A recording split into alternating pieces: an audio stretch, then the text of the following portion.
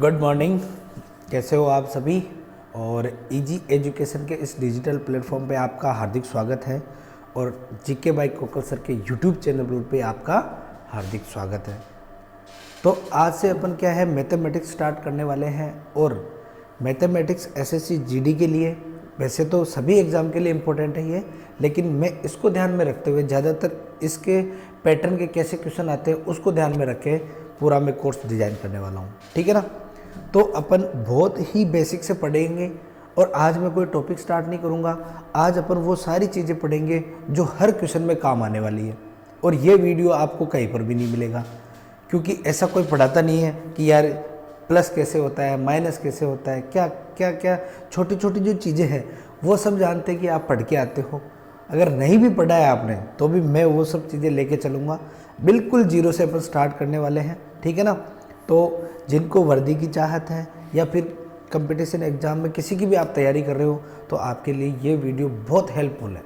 अगर आपको मैथ्स में बिल्कुल भी नहीं आता तो भी आप यहाँ से अच्छे से सीख सकते हो। तो अपना वीडियो स्टार्ट करते हैं। मैंने आज पूरी छोटी छोटी चीज़ें सब इकट्ठा करके इसमें ली है कि अपन उनको आसानी से पढ़ेंगे। ठीक, चलते हैं। पहली चीज़ क्या है, देखो ये देखो, इतनी सारी चीज़ें हैं छोटी छोटी जो अपने काम आने वाली है। तो आप एक बार इनको देख लो और मैं चलता हूँ आगे। और पहला अपना जो स्लाइड है वो देखते हैं कि क्या पढ़ना है अपने को, ठीक है। तो देखो भाई, पहली स्लाइड क्या है, ज़्यादा आगे हो गया क्या, ठीक भाई। यहाँ देखो, मैं आपको सबसे पहले पढ़ाऊंगा क्या, चार चीज़ें हैं। क्या है भाई चार चीज़ें, एक तो है अपने पास भाज्य, एक होता है भाजक, एक होता है भागफल और एक होता है शेषफल। मैं ये नहीं कहूँगा कि आपको ये चीज़ें नहीं आती है, लेकिन बहुत सारे बच्चों को नहीं आती है, तो अपन सब चीज़ों को लेके चलने वाले हैं। अब आप ये चारों चीज़ें क्या है, भाग देना सबको आता होगा। अब एक मैं छोटा सा उदाहरण लेके आपको समझाने की कोशिश करूँगा। देखो 8 में मैं अगर किसका भाग दे रहा हूँ, 5 का भाग दे रहा हूँ, तो कैसे भाग देंगे बताओ। एक बार भाग जाएगा, 5 लिखूँगा यहाँ पे, यहाँ आएगा अपने पास 3, सही बात है। अब ये देखो चार चीज़ें आ गई अपने पास, एक तो ये आ गई, चार चीज़ें हैं कौन कौन सी, 1 2 3 और ये 4। अब ये चारों क्या क्या है, ये क्या है, ये क्या है, इस तरीके से मैं बताऊंगा आपको, ठीक है ना। तो देखो, जिसका भाग देंगे ना ये तो होगा अपने पास क्या, भाजक, ये हो जाएगा क्या भाई, भाजक होगा। और जिसमें भाग देंगे वो होगा अपना भाज्य,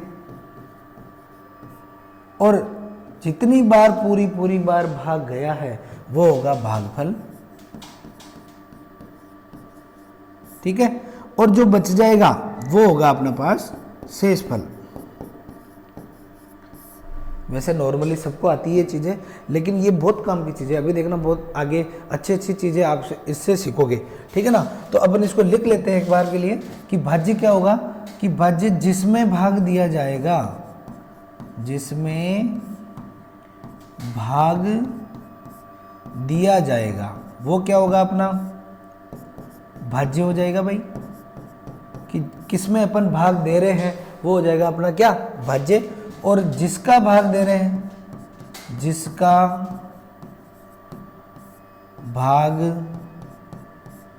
दिया जाएगा, जिसका भाग दिया जाएगा वो क्या होगा, भाजक हो जाएगा।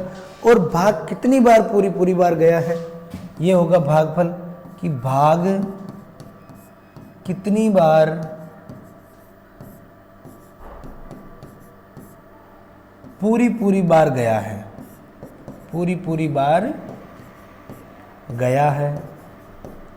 देखो यहाँ पे कितनी बार पूरी जा रहा है, एक ही बार पूरी बार भाग जा रहा है, बाकी तो 3 है और ये क्या है 5, तो 5 का भाग 3 में नहीं जाता है, तो पूरी बार कितनी बार गया, एक बार, तो ये क्या हो गया अपना भागफल। और शेषफल क्या है, शेषफल तो जो लास्ट में बचेगा अपने पास, जो बचेगा वो क्या होगा भाई, शेषफल। जैसे यहाँ पे कितना शेषफल है अपने पास, 3 शेषफल है, ठीक है। ये चारों चीज़ें समझ में आ गई होगी। भाज्य क्या है, जिसमें भाग दिया जाएगा, भाजक क्या है, जिसका भाग दिया जाएगा, और कितनी बार भाग गया है पूरी बार वो भागफल होगा, और शेषफल अपना लास्ट में हो जाएगा। ठीक है, इससे अपन एक चीज़ यहाँ से एक कंक्लूजन निकालेंगे कि जो भाज्य है वो कैसे निकाला जा सकता है। भाज्य बराबर होता है, अगर मैं भाजक और भागफल को गुणा करूं, क्या बोल रहा हूं, भाजक और भागफल को गुणा करूं और उसमें शेषफल जोड़ूं तो वापस क्या आएगा अपने पास, भाज्य आएगा। देखो क्या बोला, भाजक और भागफल को गुणा करूं इन दोनों को और उसमें क्या जोड़ूं, शेषफल जोड़ूं। 5 को 1 से गुणा करेंगे तो 5 और 3 जोड़ेंगे तो 8, तो अपना क्या आ गया, वापस भाज्य आ गया। तो अपन कह सकते हैं कि भाज्य बराबर क्या होता है, भाजक गुणा भागफल प्लस शेषफल। ये काम की चीज है भाई, इसको ध्यान रखना। ठीक है क्या, अगर भाज्य अपने को वापस से निकालना है और तो भाजक और भागफल को गुणा करेंगे और शेषफल जोड़ेंगे तो उसमें क्या आना चाहिए अपना, वापस वो भाज्य आना चाहिए। ठीक, इतनी बात समझ गए। चलो नेक्स्ट चीज देखते हैं। देखो क्या है भाई, यार ये उल्टा सीधा कैसे हो रहा है भाई। उसके बाद देखो अपना क्या था, ये रो साधारण भिन्न और मिश्र भिन्न। इसके बाद अपन देखेंगे क्या, साधारण भिन्न और मिश्र भिन्न। 2 प्रकार की भिन्न होती है, एक साधारण भिन्न होती है और एक मिश्र भिन्न होती है। ये दोनों चीजें देखनी है अपने को। ठीक है, तो मैं क्या देखेंगे अपन, साधारण भिन्न और मिश्र भिन्न। चलो भाई इसकी बात कर लेते हैं, क्या है ये साधारण भिन्न क्या होती है, मिश्र भिन्न क्या होती है, दोनों की बात करेंगे। अब देखो साधारण भिन्न अपन ने ऐसा जरूर देखा होगा आपने कि 1/2 लिखा हुआ है, 3/5 लिखा हुआ है, ऐसे कुछ, ये सब क्या है, साधारण भिन्न है। क्या ये साधारण भिन्न। तो साधारण भिन्न को अपन क्या कह सकते हैं, ये साधारण भिन्न क्या होती है, जिसे अपन किस रूप में लिखेंगे, P/Q रूप में लिखेंगे। ठीक है, जिसमें ऊपर वाला जो होगा उसको बोलते हैं सर अंश और नीचे वाले को बोलते हैं हर। बात समझे क्या, ऊपर वाले को क्या बोलेंगे, अंश, और नीचे वाले को बोलेंगे हर। ठीक है, और क्या होता है कि Q, अगर अपन साधारण भिन्न लिख रहे हैं तो इसमें Q है ना, नीचे वाली चीज, ये 0 कभी नहीं हो सकती। अगर ये 0 हो गई तो फिर मामला गड़बड़ हो जाएगा। 0 बहुत खतरनाक चीज है, 0 का मामला खतरनाक है। देखो कैसे, अगर 2 चीजें हैं, कोई भी संख्या है, अगर मैं किसी भी संख्या में, ये संख्या है, इसमें अगर 0 का भाग देता हूं, किसी संख्या में 0 का भाग देता हूं तो अपने पास आता है, इसको हाईलाइट करके लिखो, अनंत। क्या आता है, अनंत आता है। और किसी संख्या में आप क्या कर रहे हो, अगर 0 का भाग दे रहे हो, 0 में किसी संख्या का भाग दे रहे हो, ये लिख देता हूं संख्या। अगर 0 में किसी संख्या का भाग दे रहे हैं तो फिर क्या आने वाला है अपने पास, फिर आएगा भाई क्या, 0 ही आता है। किसी भी संख्या में 0 का भाग देते हैं तो अनंत, और 0 में किसी संख्या का भाग देते हैं तो 0 ही आता है। ठीक है, ये दोनों बातें समझ में आ गई। अपने साधारण भिन्न की बात हो गई कि P/Q रूप में लिखेंगे। ठीक, और ऊपर वाले को अंश कहेंगे, नीचे वाले को हर कहेंगे। और Q क्या नहीं हो सकता, 0 नहीं हो सकता। और ये 0 का चक्कर देख लो, किसी संख्या में 0 का भाग देंगे तो क्या होगा, अगर 0 का भाग देते हैं तो अनंत आता है, और 0 में किसी संख्या का भाग देते हैं तो 0 ही आता है। अब आ जाओ मिश्र भिन्न। देखो मिश्र भिन्न क्या होती है, अभी जो अपन ने पढ़ा था भाजक, भाज्य, भागफल और शेषफल, उससे अपने को मिश्र भिन्न बनानी है। ठीक है, इसका उदाहरण मैं आपको बता देता हूँ कैसी होती है। जैसे मैं लिखूँ 2 सही 1/3, ऐसा आपने देखा भी होगा, बोला भी होगा कि 2 सही 1/3। ठीक है ना, तो अब ये क्या है, कैसे लिखी जाती है ये, अभी अपन ने भाग दिया था उसको मैं वापस लिखता हूँ। यहाँ पे ये 5 है जिसका भाग दिया एक बार, और यहाँ पे बचा था अपने पास 3। अब देखो कैसे लिखा जाता है मिश्र भिन्न। मिक्स फ्रैक्शन अपन कैसे लिखते हैं, सबसे पहले ऊपर जो आएगा, ऊपर आता है अपना शेषफल। ऊपर क्या लिखेंगे, शेषफल, और नीचे में सब वही आता है जिसका भाग देंगे, मतलब भाजक। और साइड में यहाँ पे जो ये चीज़ है ना, ये क्या होती है, ये होती है अपने भागफल। ये आपको मैं क्या बता दिया मैंने कि मिश्र भिन्न कैसे लिखा जाता है। ठीक है, मिश्र भिन्न को लिखने का ये तरीका है, यहाँ भागफल आएगा, यहाँ शेषफल आएगा और यहाँ भाजक आएगा। तो देखो अगर उसकी अपने को क्या लिखनी है भाई, उसकी अपने को लिखनी है मिश्र भिन्न, तो सबसे ऊपर क्या शेषफल, तो 3 भाग किसका लग रहा है 5 का, और कितनी बार गया है 1 बार। तो इसकी सही जो भिन्न होगी वो क्या होगी 1 सही 3/5। अगर इसको अपन सोल्व करते हैं वापस, तो 5 को अभी बोला था मैंने भाज्य अगर निकालना हो आपको तो भाजक और भागफल को गुणा करेंगे, तो इन दोनों को गुणा करके इसको जोड़ो।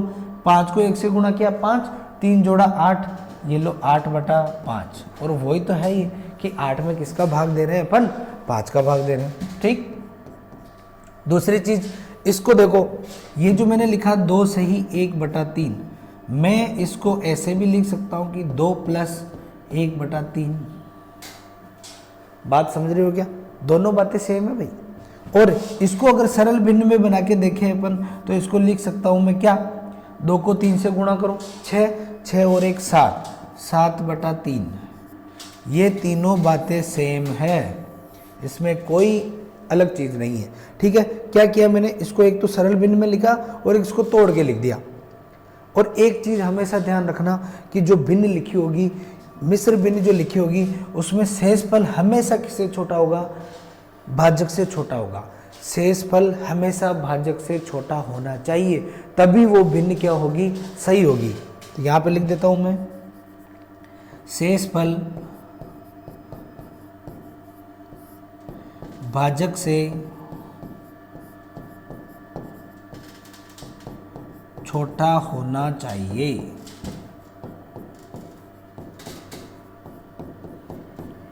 बात समझ गए क्या। अगर शेषफल जैसे मान लो यहाँ पे 7 आ गया, तो अभी तो भाग जा रहा है, तो फिर वो मिश्र भिन्न क्या होगी, सही नहीं होगी, उसको अपने को सही बनाना पड़ेगा। ठीक, ये बातें समझ में आ गई, बहुत इजी सी बातें हैं, एक बार देख लेना अच्छे से। चलो नेक्स्ट चलते हैं भाई अपन। अब क्या बोल रहा है अपने, ठीक है देखो, वज्र गुणा और पक्षांतरण क्या चीज है, वज्र गुणा और पक्षांतरण दो चीजें पूछेंगे अपने से। तो वज्र गुणा क्या होता है और पक्षांतरण क्या होता है, कैसे काम में लिया जाता है, अपने जो अपन पढ़ेंगे उसमें कैसे काम में आएगा, तो इसको भी देख लेते हैं कि ये अपने क्या काम आने वाला है। देखो वज्र गुणा, वज्र गुणा आपने 10वीं क्लास में पढ़ा होगा। वज्र गुणा का मतलब होता है क्रॉस मल्टीप्लाई। कैसे, इसमें दो भिन्नों की जरूरत पड़ेगी अपने को। जैसे मैं लिखूं आपके पास, वज्र गुणा क्या होता है कि a/b कोई भिन्न है, ठीक है, और बराबर c/d कोई भिन्न है। तो अपने को अगर इसको सोल्व करना है, ये इसकी जरूरत कहाँ पड़ती है, कुछ चीज़ मान निकालने के लिए। जैसे 4 चीज़ें दे रखी है, इसमें से एक चीज़ नहीं दे रखी होगी और अपने को मान निकालना पड़ेगा। तो कैसे करते हैं, क्रॉस मल्टीप्लाई। ए तो किससे गुणा होगा भाई, डी से, और बराबर का चिन्ह तो बराबर, और बी किससे गुणा होगा, सी से। ये अपना निकल के आता है वज्र गुणा से, ठीक है क्या। ए को डी से गुणा किया, बी को सी से गुणा किया, इस तरीके से आ गया। एग्जाम्पल लेके देख लेते हैं कोई भी। अगर मेरे को, जैसे मैं दूं आपको x/5 बराबर 3/10, ये दे देता हूं मान लो मैं। तो एक चीज और ध्यान रखना, बीच में बराबर होना जरूरी है। वज्र गुणा के लिए क्या, बीच में बराबर का चिन्ह होना बहुत जरूरी है।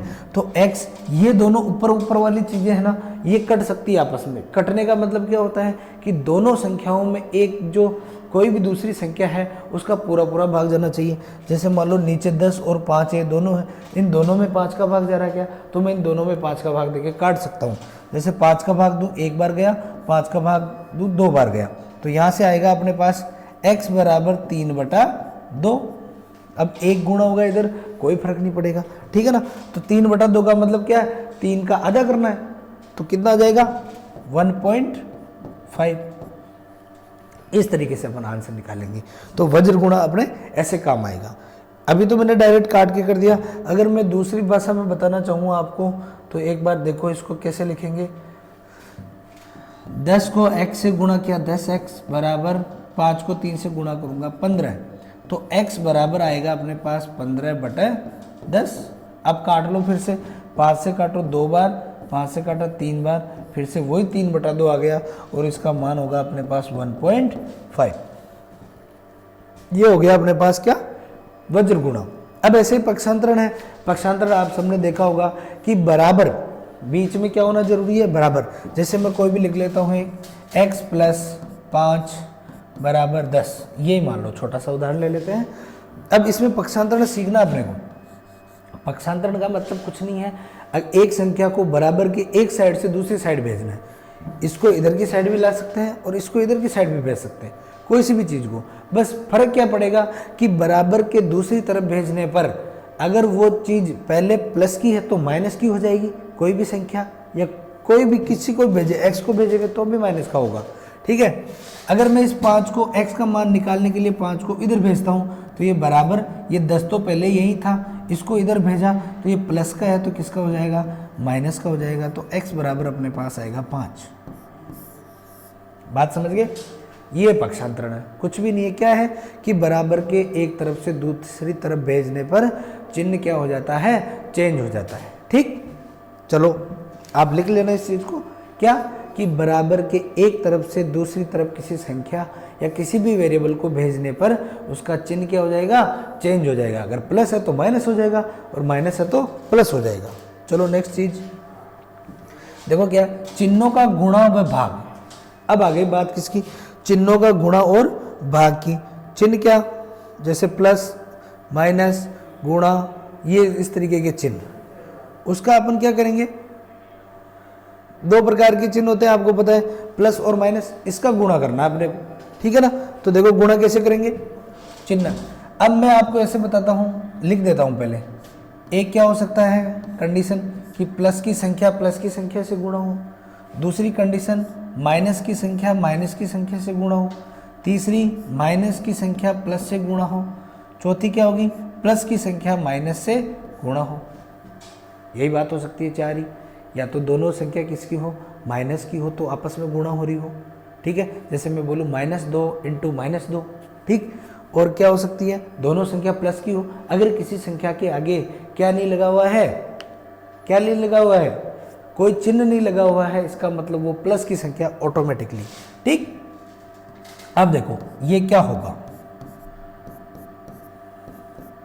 और इधर एक चीज और लिख देते हैं अपन, जो अभी बोला था अपन ने कि क्या भाग भी तो देखना है, गुणा तो देख लिया, भाग भी देखना है। इसका मतलब प्लस भाजक प्लस, माइनस भाजक माइनस, माइनस भाजक प्लस और प्लस भाजक माइनस। ऐसे क्यों लिखा मैंने कि दोनों चीज़ें सेम ही होती है। अगर आप इस चीज़ को देखोगे तो भी सेम होगी और इसको देखोगे तो भी सेम होगी, तो अपने दोनों का सेम टू सेम निकल के आने वाला है। अब देखो आएगा क्या, वो सीखते हैं हम, ठीक। देखो अगर प्लस की संख्या को प्लस की संख्या से गुणा करता हूं तो प्लस ही आएगा, माइनस की संख्या को माइनस की संख्या से गुणा करता हूं तो भी प्लस आएगा, और माइनस की संख्या को प्लस से करते हैं तो माइनस, और इसको भी करेंगे तो भी माइनस। यहाँ से आपने एक चीज़ देख ली होगी, अगर दोनों चिन्ह सेम है दोनों तरफ, दोनों संख्याएं या तो प्लस की हो, दोनों संख्याएं या फिर माइनस की हो, तो हमेशा क्या आने वाला है, प्लस ही आने वाला है। अगर एक भी चेंज हुई, चाहे गुणा कर रहे हो चाहे भाग कर रहे हो, अगर एक भी चिन्ह क्या हुआ, चेंज हुआ, प्लस माइनस हुआ या माइनस प्लस हुआ, तो फिर माइनस आएगा, ठीक। तो सिंपल चीज़ है, समझ गए होंगे आप। चलो आगे देखते हैं, भिन्नों का गुणा व भाग। अब पहले तो अपन ने क्या किया, चिन्हों का गुणा व भाग कर लिया, अब भिन्न का गुणा व भाग कर लेते हैं। देखो भिन्न मान लो ये है, मैं गुणा बता देता हूं आपको पहले। भिन्न मान लो क्या है, a/b कोई भिन्न है, गुणा c/d कोई भिन्न है। अब इसको अपने को मल्टीप्लाई करना है, तो इसमें क्या होता है, अब ऐसे मत कर देना कि a को d से गुणा कर दूं और b को c से गुणा कर दूं, गलत हो जाएगा। ऊपर वाली चीजें आपस में गुणा हो जाएगी, कैसे, ac/b/d, इस तरीके से ये गुणा होने वाला है, ठीक है। और अब जैसे अपन उदाहरण लेके देखते हैं, इधर एक छोटा सा उदाहरण लेता हूँ मैं। जैसे 5/7 लिखा हुआ है इंटू 14/10 लिखा हुआ है, ठीक। इसको गुणा करना है तो एक तरीका तो है कि 14 को 5 से गुणा करूं और 7 को 10 से गुणा करूं और लिख दूं। दूसरा तरीका क्या, अगर सोल्व करना है इसको, तो अगर ये आपस में कट रही हो तो देखो इसका भाग इसमें भी जा सकता है, इसका भाग इसमें भी जा सकता है, उल्टी सीधे कट सकते हैं क्योंकि बीच में क्या है, गुणा का चिन्ह है। तो 7 का भाग देखो 14 में जाता है 2 बार और इसका भाग भी जाता है इसमें 2 बार और 2 से 2 कटेगा, अपने पास आंसर आएगा 1। इस तरीके से आप काट भी सकते हो। ठीक, ये हो गया गुणा वाली बात होगी। अब देखो भाग वाली बात, क्या कहेंगे कि 1/b कोई भिन्न है, उसमें भाग देंगे अपन c/d किसी दूसरी भिन्न का। अब यहाँ पे भिन्न जरूरी नहीं कि साधारण भिन्न ही आए, मिश्र भिन्न आएगी तो भी अपन उसको किसमें कन्वर्ट कर लेंगे, साधारण में कन्वर्ट कर लेंगे, कोई दिक्कत नहीं है। ठीक है, अब देखो 2 तरीके से करेंगे इसको। अगर आपको भाग देना है तो एक तरीका तो ये है कि a/b फर्स्ट वाली भिन्न को ऐसे का ऐसा रहने दूँ और इसको मैं चेंज कर दूँ किसमें, गुणा का चिन्ह लगा दूं। ठीक है, तो ये आगे वाली जो भिन्न है वो क्या हो जाएगी, उल्टी हो जाएगी। इसका अंश तो क्या बन जाएगा, हर बन जाएगा और हर क्या बन जाएगा, अंश बन जाएगा। देखो हर तो अंश बन गया, ऊपर आ गया, और जो अंश था वो हर आ गया, नीचे बन गया। ठीक है, तो अब काट सकते हो आप, या फिर इसको ऐसे कर सकते हो कि AD/BC। अब दोनों चीजें अलग है, देखो इधर AC है उधर AD है। ठीक है ना। अब ये आया कैसे, तो एक्चुअल में देखो ये बात ऐसे थी, A/B इसमें भाग दे रहे थे अपन C/D का। मैं क्या करता हूँ, इनको नंबरिंग कर देता हूँ इसके ऊपर कि इसको 1 नंबर मानते हैं, इसको 2 नंबर मानते हैं, इसको 3 नंबर मानते हैं, इसको 4 नंबर मानते हैं। तो हमेशा ध्यान रखना, ये जो पहला वाला है ये 4 नंबर के साथ जाता है और ये दूसरा वाला है ये 3 वाले के साथ रहता है। तो वापस से वही बात आ गई, अगर ये ऊपर जाएगा तो ऐसे लिख सकता हूँ मैं AD और ये इसके साथ जाएगा तो इसको लिखूंगा मैं BC। दोनों बातें सेम है। समझ में आ गई बात। चलो नेक्स्ट चलते हैं भाई। अब बहुत इंपॉर्टेंट चीज़ है LCM और HCF। ये दोनों तो खतरनाक चीज़ें हैं और पूरी मैथमेटिक्स में काम आने वाली है। इसके बिना ये तो फिर भी कम काम आएगा, इसके बिना तो क्वेश्चन होते ही नहीं है। मतलब ये मान लो आप भिन्नों के जोड़ बाकी करोगे तो भी ये काम आएगा। आप टाइम वर्क एंड वो वाले क्वेश्चन करेंगे टाइम वर्क वाले, उसमें भी ये काम में आएगा। ठीक है ना, बहुत सारे चैप्टर में ये तो काम आता ही रहता है ना। तो देखो भाई, अब इसको समझते हैं कि ये क्या है। LCM को भी देख लेते हैं कि क्या कहना चाह रहा है LCM। ओके,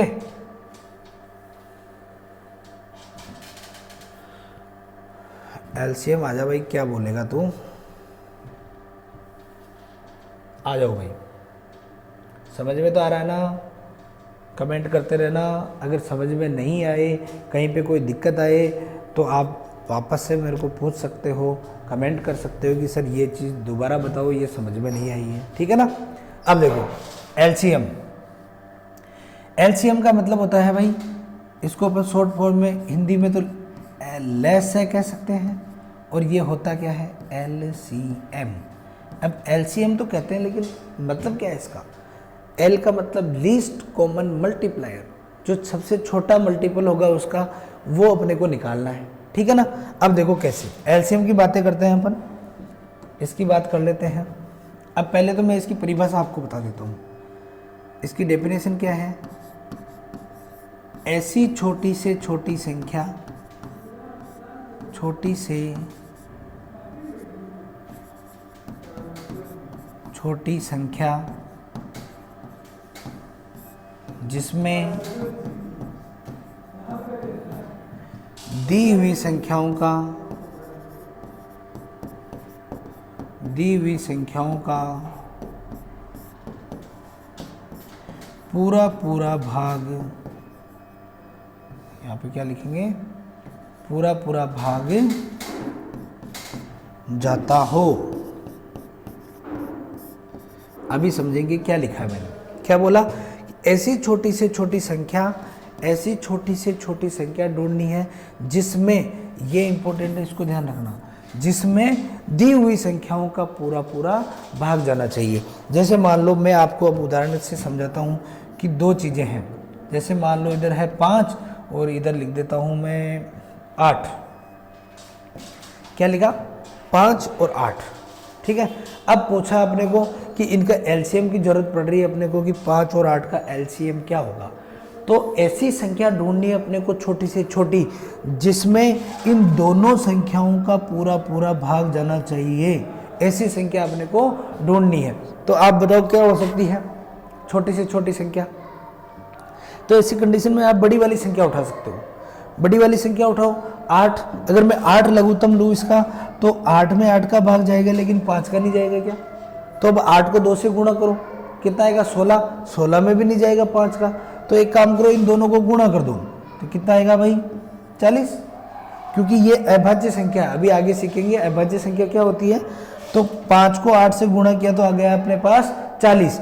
अब 40 ऐसी छोटी से छोटी संख्या है जिसमें 5 का भी पूरा पूरा भाग जाएगा और 8 का भी पूरा पूरा भाग जाएगा। तो ये इन दोनों संख्याओं का क्या हो गया? एलसीएम हो गया। बात समझ गए होंगे। अब देखो एचसीएफ की बात करते हैं कि एचसीएफ क्या होता है। मैं से एचसीएफ ये क्या होता है, इसकी भी मैं लिख देता हूं आपके पास परिभाषा। क्या होता है? ऐसी बड़ी से बड़ी संख्या, ऐसी बड़ी से बड़ी संख्या जिसका, यहां ध्यान देने वाली चीज है भाई, यहां तो क्या था जिसमें, यहां क्या है जिसका दी हुई संख्याओं में, दी हुई संख्याओं में पूरा पूरा भाग जाता हो, पूरा पूरा भाग जाता हो, वो क्या हो जाएगी? उन संख्याओं का मैसे हो जाएगा, एचसीएफ हो जाएगा। जैसे ये दोनों चीज ले लेते हैं अपन। उदाहरण वापस क्या ले लेता हूं मैं, क्या ले रहा हूं भाई? 5 और 8। ये लो 5 और 8 ले लिया। अब बोला है कि इन दोनों का अपने को क्या निकालना है? मैसे निकालना है, महत्तम समापवर्ती। एचसीएफ का मतलब होता है हाईएस्ट कॉमन फैक्टर। इनके बीच, इनमें से कौन सी चीज बड़ी से बड़ी क्या कॉमन आ रहा है इसके अंदर। अब देखो 5 और 8, इसमें से ऐसी कोई भी चीज है कि जो कॉमन आ सकती है और जिसका भाग इन दोनों में जाना चाहिए। अब क्या है इसमें, तो देखो इन दोनों संख्याओं का पूरा पूरा भाग जाना चाहिए था इसमें, और इसमें क्या है कि ये जो संख्या आएगी इसका भाग जाना चाहिए दोनों संख्याओं में, पूरा पूरा भाग जाना चाहिए। तो बताओ ऐसी संख्या है क्या बड़ी से बड़ी? अगर मैं 5 से बड़ी संख्या लेता हूं, कोई 5 से बड़ी अगर कोई सी भी संख्या लेता हूं तो उसका भाग 5 में जाएगा क्या? नहीं जाएगा। तो 5 से बड़ी संख्या तो आने वाली नहीं है। अब छोटी आएगी, अगर मैं 4 लेता हूं तो 4 का भाग इसमें जा रहा है लेकिन इसमें नहीं जा रहा पूरा पूरा। 3 का भी नहीं जाएगा, 2 का भी नहीं जाएगा, 1 का जरूर जाएगा। तो इन दोनों का एचसीएफ क्या हो गया? 1 हो गया। बात समझ गए? अगर यहां पे होता कि मैं बोल देता 4 और 8 तो क्या एचसीएफ होता? ऐसी संख्या बताओ बड़ी से बड़ी जिनका इन दोनों में भाग जाना चाहिए। तो ऐसी संख्या कौन सी हो जाती? 4 हो जाती। कि 4 से बड़ी नहीं है कोई भी संख्या जिसमें इन दोनों का भाग चल जाए। 4 ऐसी है बड़ी से बड़ी संख्या जो 4 का भी भाग जाएगा, 8 में भी जाएगा। बात समझ गए होंगे आप? तो ये चीज़ है भाई।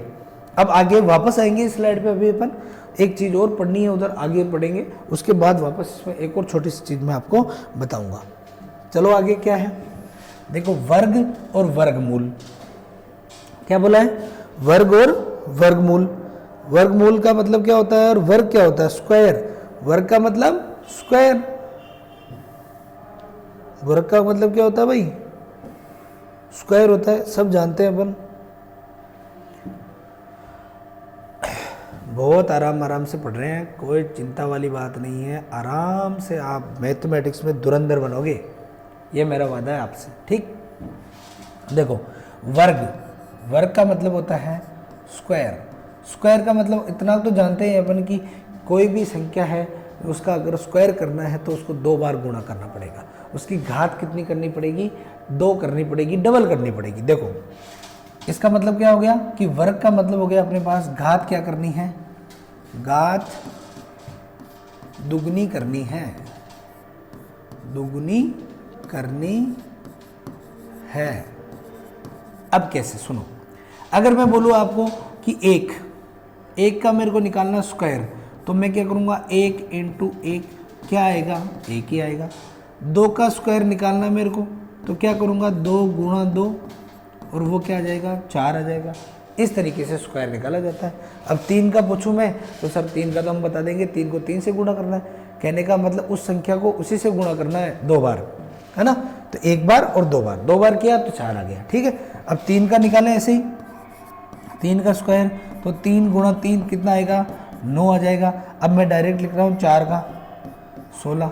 इस तरीके से ऐसे आपको 1 से लेकर 30 तक, 1 से लेकर 30 तक के वर्ग तो याद ही होने चाहिए, ठीक है। अब देखो मैं एक बार के लिए आपके लिख देता हूँ, 5 का 25 होता है। फटाफट से आप भी लिख लो भाई, ठीक है ना। ये हो गया 49, 64, 81, 100। आ जाओ 11, 12, 13, अपन कहाँ तक लिखेंगे, 30 तक। 121, 144, 169, 196, 225, 256, 289, 324, 361, 400। ठीक है, याद करने हैं आपको, ये सारी चीज़ें याद होनी चाहिए। अब आपके लिए काम है कि 21 से लेकर 30 तक आप खुद लिखोगे। मैं बोल देता हूँ, 21 का होता है 441, 22 का 484 होता है, ठीक है ना। 23 का 529 होता है, और 24 का होगा अपने पास 576, और 25 का कितना हो जाएगा, 625 हो जाएगा, ठीक। और उसके बाद में 26 का 676 हो जाएगा, 27 का 729 हो जाएगा, 28 का 784 हो जाएगा, 29 का 841 और 30 का 900। अब ये आपको लिख के लाने हैं, ठीक है ना। चलो भाई, अब वर्गमूल की बात करते हैं। वर्गमूल, अब देखो ये तो कर दिया अपन ने इसका वर्ग, अब इसका वापस मूल निकालना है। मतलब वर्ग किया हुआ है उसमें से अपने को मूल निकालना है, मतलब मूल संख्या क्या है जिसका वर्ग किया गया है। तो देखो 11 है, जैसे 11 का स्क्वायर कितना था, 121। तो मैं पूछूंगा कि आपको कि 121 का वर्गमूल निकालो। वर्गमूल का चिन्ह ऐसे होता है, वर्गमूल को अपन ऐसे निकालेंगे, ठीक है। यहाँ पे कुछ नहीं लिखा हुआ, इसका मतलब ऑलरेडी 2 लिखा हुआ है, 2 का मतलब वर्गमूल, और यहाँ 3 लिख दूंगा तो उसका मतलब घनमूल हो जाएगा, ठीक है। तो अब देखो इसको मैं लिख सकता हूँ 11 की पावर 2, क्योंकि 11 की पावर 2 करेंगे तभी तो 121 आएगा। और इसका मतलब होता है, इस वर्गमूल का मतलब घात को आधी करना है, घात को आधी करना है, समझ गए बात। तो इस घात को आधी करेंगे तो 11 का स्क्वायर है, इसकी घात को ये लो भाई आधी कर दिया, 2 से 2 कटेगा, कितना आएगा अपने पास, 11 आ जाएगा। समझ आगे, अगर आपको ये स्क्वायर याद हो जाएंगे, वर्ग याद है, तो वर्गमूल निकालने में आसानी होगी, ठीक। चलो आगे देखते हैं, आगे क्या चीज़ है। घन और घनमूल क्या है भाई, घन और घनमूल। घन क्या होता है, अब इसमें अपने को घात को कितनी करना है, घात को 3 करना है, तिगुनी करना है, 3 गुनी करना है, ठीक, ठीक है भाई। अब देखो, और घनमूल का मतलब क्या होगा, घात को कितनी करना है, वहां आधी की थी वर्गमूल में, यहां कितनी करेंगे, 1/3 करेंगे। ये दोनों बातें हो गई, ठीक। अब देखो घन का मतलब, वर्ग में क्या कर रहे थे, उस संख्या को 2 बार गुणा कर रहे थे, घन में क्या करना है, 3 बार गुणा करना है। जैसे 1 है तो 1 का अपने को क्या निकालना है, क्यूब निकालना है। तो क्या आएगा अपने पास, 1 इंटू 1 इंटू 1, ये होगा 1। 2 का क्यूब निकालना है, तो 2 गुणा 2 बराबर 8। ऐसे 3 का निकालो, 27, 4 का 64, 5 का 125, 6 का 216, 7 का 343, 8 का होता है 512, 9 का 729, 10 का 1000, 11 का होता है 1331, 12 का होता है 1728, 13 का होता है 2197, 14 का होता है 2744 और 15 का होता है 3375। ये आपको सारे याद करने हैं, ठीक है, मैंने लिख दिए हैं। अब घनमूल निकालना है तो घनमूल में क्या, जैसे मैं पूछूंगा कि 1331 का घनमूल है तो वो क्या हो जाएगा, 11 हो जाएगा, क्योंकि इसकी 11 की पावर 3 करेंगे और 11 की पावर 3 करेंगे तो उसकी अगर घनमूल निकालना है तो पावर को वापस कितना करना है, 1/3, तो 3 से 3 कट जाएगा और अपने पास आ जाएगा 11। समझ में आ गई? इजी चीज़ें हैं तो याद करने वाली चीज़ें भाई, ये तो आप लोगों को याद करनी पड़ेगी। ठीक, अब देखो क्या है घातों के नियम, ये इंपॉर्टेंट चीज़ है, ये अपने को आनी चाहिए। ये क्या है, इंपॉर्टेंट चीज़ है। ये देखो कैसे इंपॉर्टेंट चीज़ है, मैं बताता हूँ आपको। घातों के नियम क्या क्या होते हैं, अपने काम आएंगे, हर क्वेश्चन में काम आएंगी ये चीज़ें। अब देखो कैसे घातों के नियम, मैं बोलूँ आपको, अगर कोई भी संख्या है, अगर कोई भी संख्या है उसकी पावर है 0, कोई भी संख्या लिख रखी है, जैसे मैं लिखूँ आपके पास 5, अभी मैं आपसे पूछूं कि इसके ऊपर घात कितनी है, तो आप 0 मत कहना, 0 कह दोगे। अगर कोई भी संख्या और उसकी पावर अगर 0 कर दोगे तो उसका मान हो जाएगा 1। समझ गए बात? अगर कुछ पावर नहीं है इसका मतलब इसकी पावर क्या है, 1 है। ठीक है ना? कुछ भी ऐसी संख्या लिखी हुई है, कुछ भी नहीं लिखा हुआ, मतलब कितनी पावर है उसकी, 1 पावर है। ठीक है ना? तो अगर आप किसी की भी पावर 0 कर देते हो तो उसका मान कितना हो जाएगा, 1 हो जाएगा। समझ आगे बात? अब मैं लिखता हूं आपको आगे कि a की पावर n है। क्या लिखा भाई, a की पावर n है।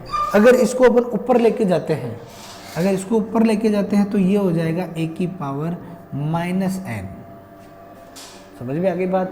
और एक चीज़ और होती है, जैसे मैं किसी संख्या को गुणा करता जाऊं, a इंटू ए ऐसे ऐसे ऐसे ऐसे गुणा करूं n टाइम, अगर जितनी बार गुणा हो रहा होगा वो, अभी देखो इसके पावर 1 है ना, तो कितनी बार गुणा करेंगे। अब देखो सब में आधार समान है, a है, सब में a है, तो a की पावर क्या होगी, यहाँ पे n होगी।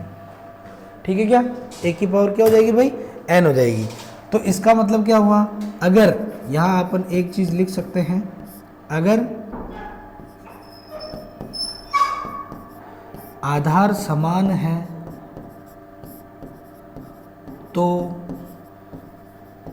घातें आपस में जुड़ जाती है। यही तो हो रहा है। देखो सब में आधार समान है, a है, तो इनकी घातें कितनी है, 1, तो ये सब ऐसे n टाइम है तो n लिख दिया मैंने। जैसे मैं बोलूँ यहाँ उदाहरण लिख के लिख देता हूँ आपको कि 2 की पावर 5 है और गुणा हो रहा है 2 की पावर 6 से। अब देखो यहाँ दोनों जगह आधार समान है क्या, 2, तो ये घातें क्या होगी आपस में, ये दोनों जुड़ेगी, ये आपस में क्या हो जाएगी, जुड़ेगी। तो ये क्या निकल के आएगा, 2 की पावर 11। बात समझ गए क्या? ठीक। अब देखो ये वाली बात होगी, ये हो गई, ये हो गई। अब देखो मैं अगर ऐसे लिखूं, a की पावर n है और बटा a की पावर m है, तो ये क्या होगा, अब इसको ऊपर लेके जाओ तो a की पावर n माइनस m, क्योंकि ये ऊपर जाएगा तो क्या बनेगा, ये इसको अगले स्टेप में लिखूंगा। चलो ऐसे आएगा, ये a की पावर n गुणा a की पावर माइनस m। अब वापस वही बात कि आधार समान है तो घातें जुड़ेगी, तो a की पावर n माइनस m। बात समझ में आ गई क्या? इस तरीके से अपने को इसको करना है। एक और इंपॉर्टेंट चीज है इसमें, देखो जैसे मैं लिखूं a की पावर, चलो उदाहरण से बताता हूं डायरेक्ट, ये इंपॉर्टेंट है, इसको ध्यान में रखना, बहुत बहुत खतरनाक चीज है। 2 की पावर जैसे 3 है और इसकी पावर मान लेता हूं 2 है, तो आप इसको सोल्व करोगे तो क्या करोगे, इसको तो अभी अपन ने किया था कि सर ऐसे कोष्टक आता है तो ये इससे गुणा होता है। ठीक है ना, गुणा होता है, इसका मतलब इस कोष्टक का मतलब ही क्या है, इस कोष्टक का मतलब ही गुणा है, क्या है, मल्टीप्लाई। तो ये आएगा अपने पास 2 की पावर 6, क्योंकि 3 2 से गुणा होगा तो क्या आ जाएगा, 6 आ जाएगा। समझ गए बात? और दूसरी चीज कैसे होती है कि 2 की पावर 3 की पावर 2, अब ये क्या आएगा, ये दोनों बातें सेम नहीं है, पहली बात तो दिमाग से निकाल देना कि ये दोनों बातें सेम नहीं है। अब इसका क्या आएगा वो आप देखो, इसमें तो कोष्टक आ गया था तो अपन दोनों ने गुणा कर दिया, लेकिन यहाँ कुछ है क्या, कुछ नहीं है, तो ऊपर से सोल्व करते हुए आएंगे इसको। अब 2 की पावर देखो कितनी है, 1 है, तो 2 की पावर 1 तो 2 ही रहता है, लेकिन यहाँ 3 की पावर 2 है, तो पहले 3 की पावर 2 सोल्व होगा। 3 की पावर 2 का मतलब क्या होता है बताओ, 9 होता है, अभी अपन ने वर्ग पढ़ा था, है ना। तो अब ये 2 की पावर क्या निकल के आएगा अपने पास, 9। तो ये चीज़ इंपॉर्टेंट है, इसको ध्यान रखना आप।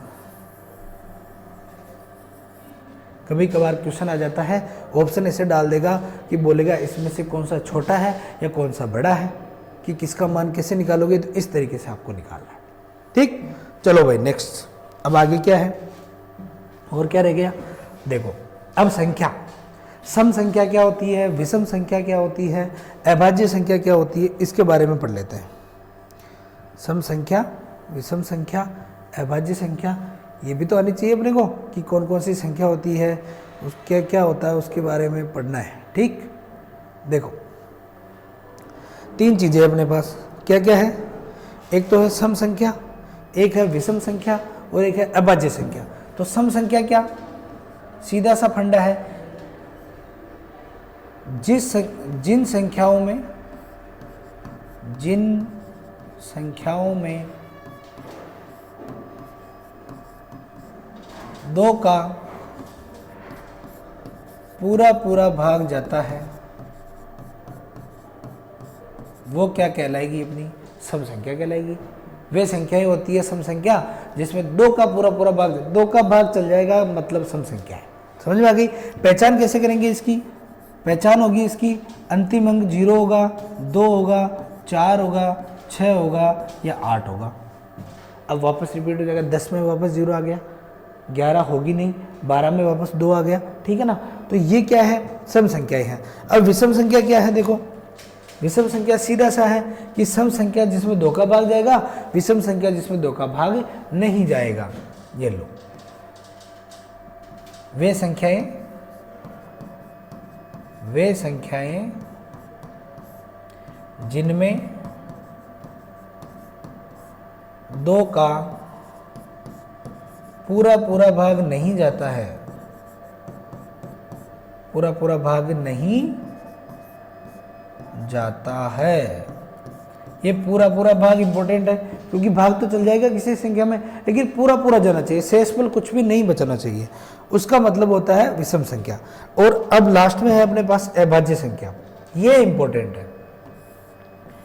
अभाज्य संख्या क्या होती है, इसका तो क्वेश्चन भी पूछा गया था जीडी में कि 90 से 100 के मध्य कितनी अभाज्य संख्या है। ठीक है, वो क्वेश्चन अभी मैं बताऊंगा, लेकिन उससे पहले अपन जान लेते हैं कि अभाज्य संख्या होती क्या है, किसे कहते हैं अभाज्य संख्या। ठीक, तो अभाज्य संख्या ऐसी संख्याएं होती हैं जो केवल एक और स्वयं से ही विभाजित होती है। कहने का मतलब क्या, ऐसी संख्या होगी जिसमें या तो एक का भाग जाएगा, एक और उस खुद का भाग जा सकता है, बाकी किसी का भाग नहीं जाएगा। तो एक बार के लिए लिखते हैं अपन इसको, वे संख्याएं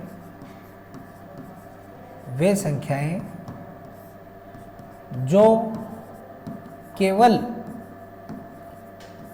इंपॉर्टेंट, जो केवल एक और स्वयं से विभाजित होती है, स्वयं से विभाजित होती है, पूर्णतः विभाजित, ऐसे लिख दो, पूर्णतः विभाजित होती है, वे संख्याएं क्या कहलाएगी भाई, अभाज्य संख्या कहलाएगी। जैसे उदाहरण के लिए बोले अपन, विषम संख्या की बात करूं पहले, तो इसके भी उदाहरण नहीं लिखे अपन ने। विषम संख्या के उदाहरण की बात करें अपन तो विषम संख्या हो जाएगी 3 हो गई, 5 हो गई, 7, 9, ये सब क्या है, विषम संख्याएं। ठीक है, अब अभाज्य संख्या की बात करें तो 2, 3, 5, 7, 11, अब 9 नहीं होगा। अब अभाज्य संख्या में 9 नहीं होगा क्योंकि 9 में तो किसका भाग जाता है, 3 का भाग जाता है। जबकि अपना अभाज्य संख्या क्या कह रही है कि वो या तो खुद से ही विभाजित होगी या फिर 1 से विभाजित हो सकती है, ठीक है, बाकी किसी से नहीं होगी। तो अब एक चीज़ देखो, आप यहाँ पर इस 2 के बारे में एक इम्पोर्टेंट चीज़ लिखो। आप इस 2 के बारे में एक इम्पोर्टेंट चीज़ क्या है कि यह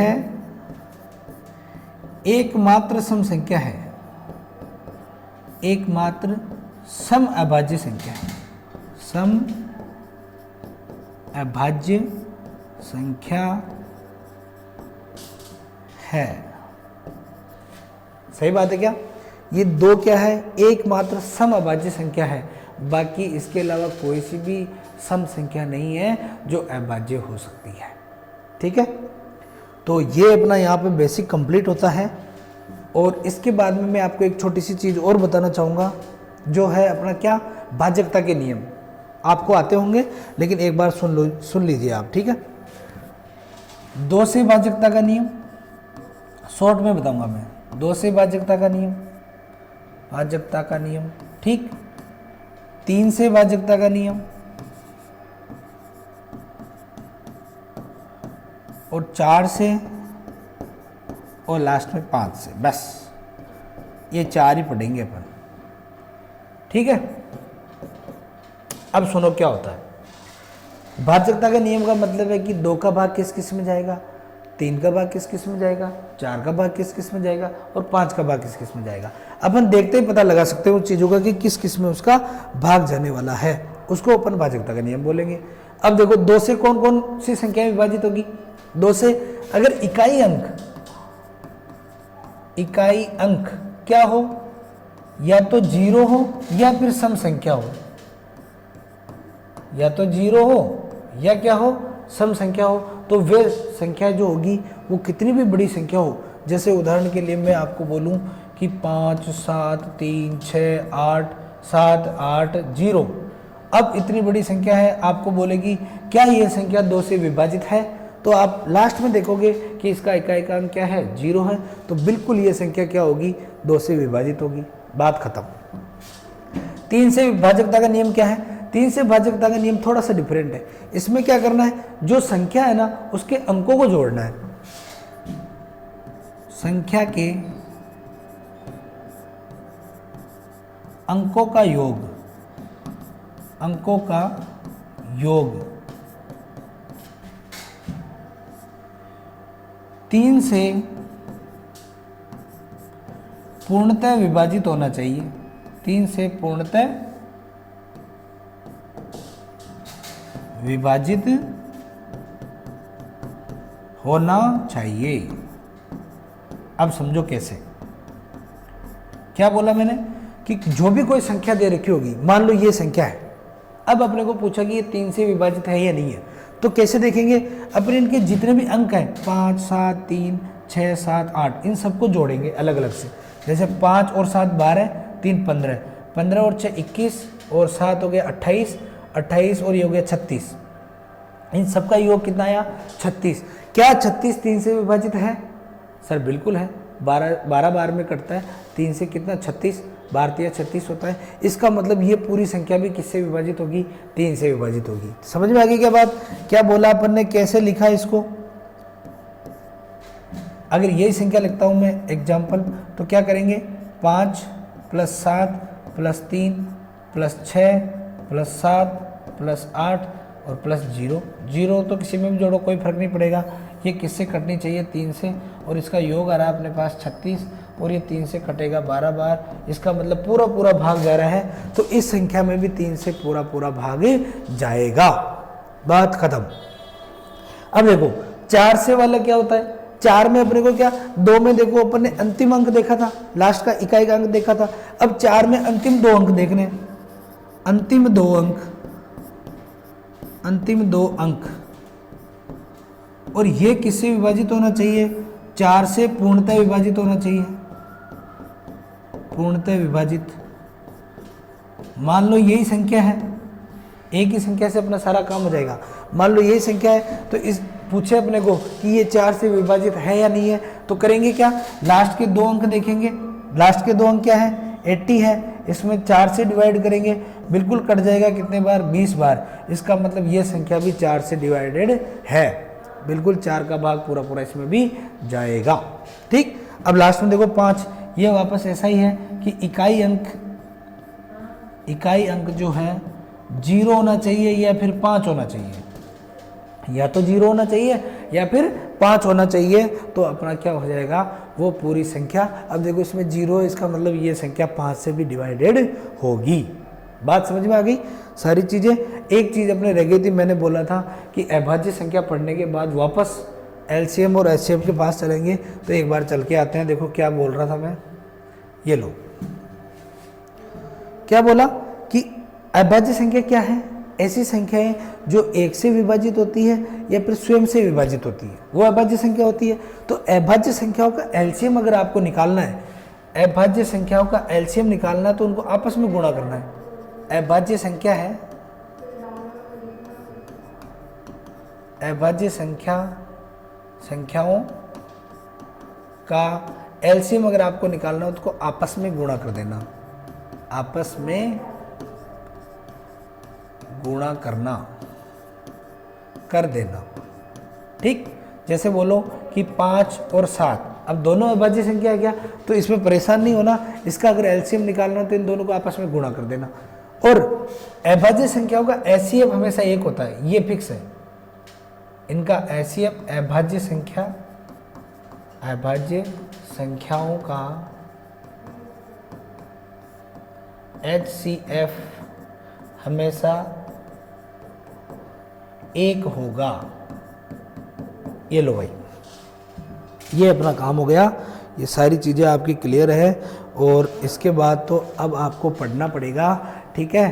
तो नेक्स्ट जो होगा अपना वीडियो, उसमें अपन चैप्टर की स्टार्ट करेंगे, ठीक है। बिल्कुल आराम से पढ़ेंगे, परसेंटेज स्टार्ट करने वाला हूँ मैं, और परसेंटेज को बहुत अच्छे तरीके से पढ़ेंगे। उसके बाद सारे चैप्टर ईजी है, ईजी तो परसेंटेज भी है, लेकिन पूरी मैथमेटिक्स की जड़ है वो, ठीक है ना। तो आराम से पढ़ेंगे, तब तक के लिए मिलते हैं अगले वीडियो में। जय हिंद।